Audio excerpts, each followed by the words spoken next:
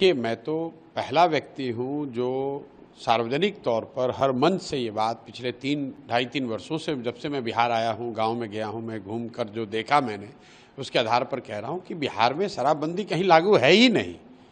ये तो शराबबंदी सिर्फ सरकारी फाइलों में, नेताओं के भाषणों में लागू है। शराबबंदी के नाम पे शराब की दुकानें बंद की गई हैं, घर घर शराब बिक रही है। और आज की जो घटना कल की है, ये तो दुखद है, बहुत दुखद है। लेकिन इसी छपरा में 1.5 साल पहले करीब 70 से ज़्यादा लोगों की दुखद मृत्यु हुई थी। कोई बिहार का ऐसा जिला नहीं है, कोई ऐसा पंचायत नहीं है जहां पर जहरीली शराब से लोगों की मृत्यु नहीं हुई है। बहुत घटनाएं जब कुछ रिपोर्टेड हैं, बहुत घटनाओं का रिपोर्ट भी नहीं हुआ है। और ये तो मृत्यु जब एकदम एक तरह से एक्सट्रीम घटना है। लेकिन सामान्यतः जो घटिया क्वालिटी की शराब है, जो शराब माफिया जहरीली शराब या गलत तरह के शराब जो बेच रहे हैं ये लोग, इसके पीने से जो लोगों के स्वास्थ्य पर, उनके लिवर पे जो असर हो रहा है, इसकी तो कोई चर्चा ही नहीं हो रही है।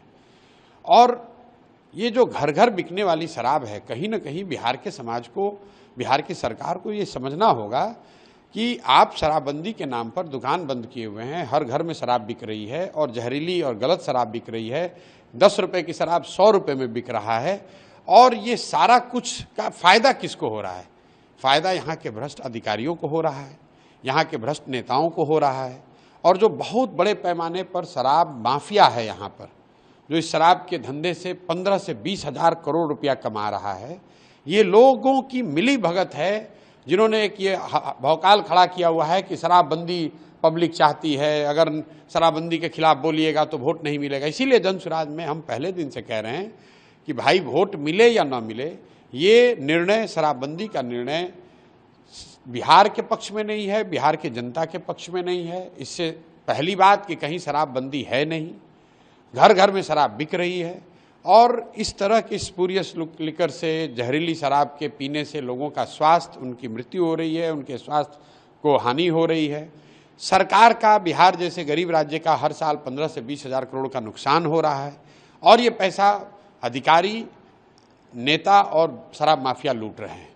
और इतनी एक तरह से संवेदनहीनता आ गई है कि इतनी मौत की बाद, इतनी दुखद मृत्यु के बाद सरकार की ओर से, सरकार के मुखिया नीतीश कुमार वहां जाएंगे तक नहीं।